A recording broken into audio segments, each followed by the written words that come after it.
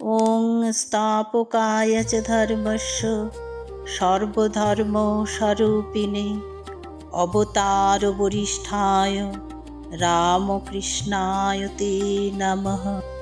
ঠাকুর মা ও স্বামীজিকে আমার ভক্তিপূর্ণ প্রণাম জানিয়ে আজ পাঠ করব পরম পুরুষ শ্রী শ্রী রামকৃষ্ণ, পর্ব নম্বর 56।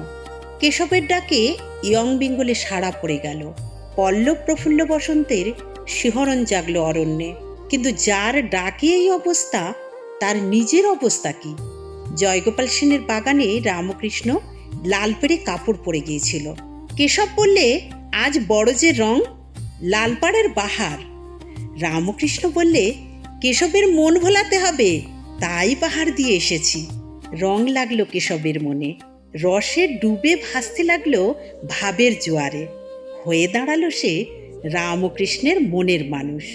মনের মানুষ হয় যে জনা, ও তার নয়নেতে যায় গোছে না, সে দুই এক জনা। ভাবে ভাসে রসে ডোবে, ও তার উজান পথে আনাগোনা। কিন্তু গোড়ার দিকে রাজসিকতার ভাবটা একটু সজাগ ছিল কেশবের। কেশবের কালুটোলার বাড়িতে গিয়েছে রামকৃষ্ণ, সঙ্গে হৃদয়। টেবিলের কাছে চেয়ারে বসে কি সব লিখছে কেশব। যে ঘরে বসে লিখছে, সেই ঘরে এনেই বসালো রামকৃষ্ণকে। কিন্তু কেশবের চেয়ার ছেড়ে উঠবার নাম নেই, এক মনে লিখেই চলেছে। অনেক পরে লেখা শেষ করে চেয়ার ছেড়ে নেমে বসলো বটে, কিন্তু রামকৃষ্ণকে একটা নমস্কার পর্যন্ত করলে না। নমস্কার না করাটাই বুঝি সে যুগের জ্ঞানীগুণীদের শালীনতা। কিন্তু কেশব যখন এসেছে দক্ষিণেশ্বরে, রামকৃষ্ণ তাকে আনত হয়ে প্রণাম করলে।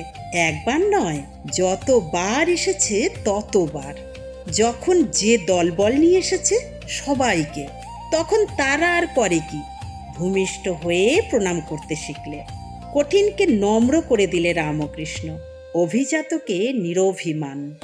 রামকৃষ্ণের সমস্ত সাধনাই এই সহজের সাধনা, নিকটের সাধনা, নিকটে পাবার সহজ সাধনা। বললে, যাকে তোমরা ব্রহ্ম বলো, তাকেই আমি মা বলি। মা বড় মধুর নাম। আমি ঈশ্বর বুঝি না, আমি আমার মাকে বুঝি, মাকে ডাকি। আর কে আছে না আছে কে জানে। আমি আছি আর আমার মা আছে। ঈশ্বরের ঐশ্বর্যের আমি তত্ত্ব করি আমার সাধ্য কি? আমার মা আছে, এই আমার পরম ঐশ্বর্য।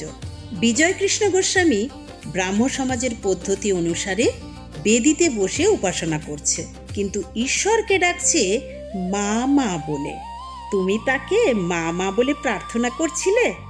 এ খুব ভালো, এ খুব ভালো। বিজয়কৃষ্ণকে রামকৃষ্ণ বললে, কথায় বলে বাপের চেয়ে মায়ের টান বেশি। মায়ের উপর জোর চলে, বাপের উপর চলে না। ত্রৈলোক্যের মায়ের জমিদারি থেকে গাড়ি গাড়ি ধন আসছিল, সঙ্গে কত লাল পাগড়িওয়ালা লাঠি হাতে দারোয়ান। ত্রৈলোক্য রাস্তায় লোকজন নিয়ে দাঁড়িয়েছিল, জোর করে সব ধন কেড়ে নিলে। মায়ের ধনের ওপর খুব জোর চলে, বলে নাকি ছেলের নামে মার তেমন নালিশ চলে না। জানাইব কেমন ছেলে মোকদ্দমায় দাঁড়াইলে, যখন গুরুদত্ত দস্তাবেজ গুজরাইব মিছিল কালে। মায়ে বয়ে মোকদ্দমা ধুম হবে রামপ্রসাদ বলে। আমি ক্ষান্ত হব যখন আমায় শান্ত করে লবে কোলে। মা কতক্ষণ মামলা চালাবে, কতক্ষণ মুখ ভার করে থাকবে, কখন নিজেই একসময় বাহু মেলে নেবে কোলের মধ্যে। আমাদের শাস্ত্রে ঈশ্বরকে আমরা পিতা বলে কল্পনা করেছি। পিতা হচ্ছে সৃষ্টিকর্তা, লালনকর্তা, রক্ষণকর্তা। পিতার মধ্যে যে ভাবটি প্রকাশিত, তা প্রতাপের ভাব, প্রভুত্বের ভাব। তিনি শুধু আমাদের পালন করেন না, চালনা করেন, পোষণ করেন না, শাসন করেন। তিনি জগৎ সংসারের সর্বময় বিধাতা, একচ্ছত্র একাধিপতি। বেদে আছে পিতা নো হোসি, তুমি আমাদের পিতা হয়ে আছো। বলেছে পিতা নো বোধি, তুমি যে আমাদের পিতা, এই বোধের আলোকে আমাদের দু চোখ উদ্ভাসিত হোক। এই জানা আর অনুভব করার মধ্যে পিতার সর্বসাম্রাজ্যময় বিরাট তত্ত্বকেই কল্পনা করা হয়েছে। যখনই বলেছে শৃণ্বন্ত বিশ্বে অমৃতস্য পুত্রা, তখন আমরা যার পুত্র সেই আদিত্যবর্ণ পুরুষকে দিব্যধামবাসী এক নায়ক সম্রাট বলেই মেনে নিয়েছি। সমস্ত অন্ধকারের পরপারে সেই পিতা ভাস্বর ভাস্কর। এ ভাবটির মধ্যে যতই মহিমা থাক, কিছুটা যেন ভয় আছে, সম্ভ্রম তো আছেই, হয়তোবা রয়েছে একটু নিষ্ঠুরতা। পিতা আমাদের যতই প্রিয় হন, তার সঙ্গে কোথায় যেন রয়েছে একটু ব্যবধান, কোথায় যেন একটু আড়াল বাঁচিয়ে চলছি, যেন তার চোখে চোখ রেখে মুখোমুখি দাঁড়াতে পারি না, একটু পাশ কাটিয়ে পালিয়ে বেড়াই। যদি বা কখনো কাছে আসি, সম্ভ্রমসূচক দূরত্ব বজায় রাখি। কখনো যদি অপরাধ করি, তবে তো আর কথাই নেই, ভয় পাই। শাসন যেন উদ্যত বজ্র হয়ে আছেন। কিন্তু মা আমাদের কাঙালিনী। আমরা কাঙাল বলে মাও কাঙালিনী সেজেছেন। মার সঙ্গে আমাদের তন্তু মাত্র ব্যবধান নেই, নেই লেশমাত্র অন্তরাল।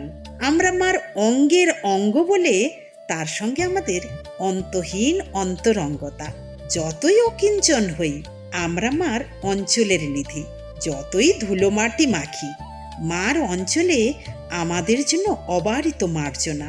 যদি অপরাধ করি, মাও নিজেকে অপরাধী মনে করেন। সন্তানের দুঃখে তার দুঃখ, কোনো কুণ্ঠা নেই, লজ্জা নেই, শুধু ক্ষমা, শুধু স্নেহ। শুধু পুষ্টি দেন না, তুষ্টি দেন। শুধু পিপাসা মেটান না, নিয়ে আসেন পরিতৃপ্তির আস্বাদ। মা আমাদের মূর্তিমতী সরলতা, মা আমাদের অভয়ময়ী। পুত্র যতই বৃদ্ধি হোক, মার কাছে সে শিশু, অর্বাচীন, অপগণ্ড শিশু। আর মা যত বৃদ্ধই হোক, ছেলের কাছে সে সনাতনী মা। পিতার জন্য আমাদের শ্রদ্ধা, সম্ভ্রম, আনুগত্য, কিন্তু মার জন্য আমাদের ভালোবাসা, অবিরল অফুরন্ত ভালোবাসা। পিতার থেকে আমরা দূরে দূরে থাকি, কিন্তু মা আমাদের একেবারে কোলের মধ্যে টেনে নেন। আর্ত হই, বঞ্চিত হই, পীড়িত হই, পাপলিপ্ত হই, অকুলে মার কোল আছেই। পিতা আমাদের রাজ চক্রবর্তী, মা আমাদের বিশ্বকল্যাণী। দুর্গাচরণ নাগ ঠাকুরের নিদারুণ ভক্ত। অসুখের সময় আমলকি খাবার ইচ্ছে হয়েছিল ঠাকুরের। এমন সময় আমলকি কি কোথাও পাওয়া যায়? জিজ্ঞেস করলেন ঠাকুর। তখন শ্রাবণ মাস, আমলকির পক্ষে অকাল। কিন্তু ঠাকুরের যখন ইচ্ছে হয়েছে, নিশ্চয়ই কোথাও পাওয়া যাবে আমলকি। দুর্গাচরণ বেরিয়ে পড়ল আমলকি খুঁজতে। বনে বাগানে ঘুরে ঘুরে 3 দিন পরে ঠিক আমলকি নিয়ে এলো। সেই দুর্গাচরণকে শ্রী শ্রী মা কাপড় দিয়েছেন। সেই কাপড় না পরে মাথায় বেঁধে রাখে দুর্গাচরণ, আর আনন্দে ধ্বনি করে, বাপের চেয়ে মা দয়াল, বাপের চেয়ে মা দয়াল। শ্রী শ্রী মা তখন অসুখ, খুব যন্ত্রণা পাচ্ছেন। এক ভক্ত বললে, মা আপনি এত কষ্ট পাচ্ছেন, কষ্টটা আমায় দিন না। মা চমকে উঠলেন। বলো কি ছেলে? মা কখনো ছেলেকে কষ্ট দিতে পারে?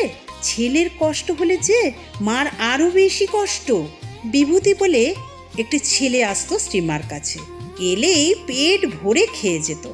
একদিন তার খাওয়া দেখে তার মা বললে, বিভূতি তো এখানে বেশ খায়, বাড়িতে মাত্র এত কটি খায়। অমনি শ্রীমা বললেন, আমার ছেলেকে তুমি খুঁড়ো না, আমি ভিখারি রমণী। আমার ছেলেদিগকে আমি যা খেতে দিই, ছেলেরা আমার তাই আদর করে খায়।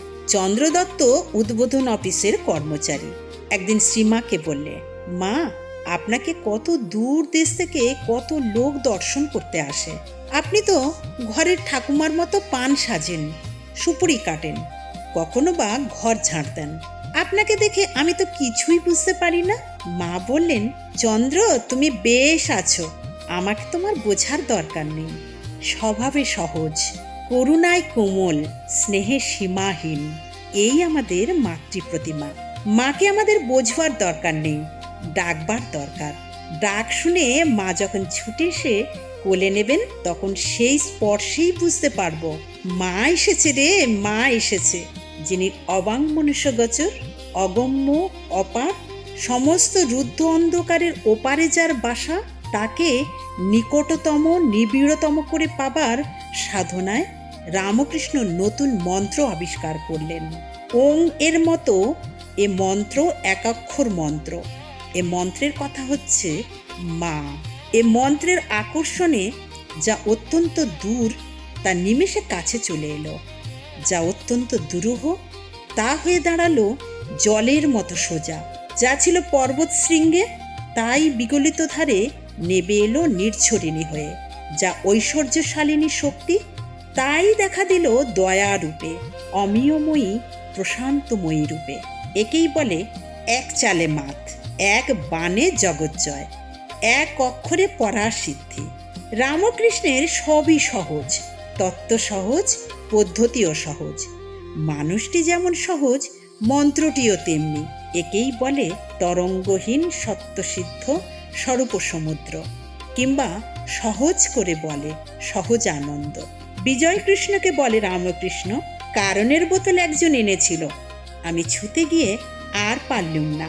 বিজয় বললে, আহা, সহজ আনন্দ হলে অমনি নেশা হয়ে যায়, মদ খেতে হয় না। মার চরণামৃত দেখেই আমার নেশা হয়ে যায়, ঠিক যেমন 5 বোতল মদ খেলে হয়। কেশবকেও তেমনি সহজ করে দিল রামকৃষ্ণ। কেশব মা ধরল, ঈশ্বরকে ডাকতে লাগলো মা বলে। ঈশ্বরকে মা বলে ডাকে, আর কেশবের 2 নয়নে ধারা নামে।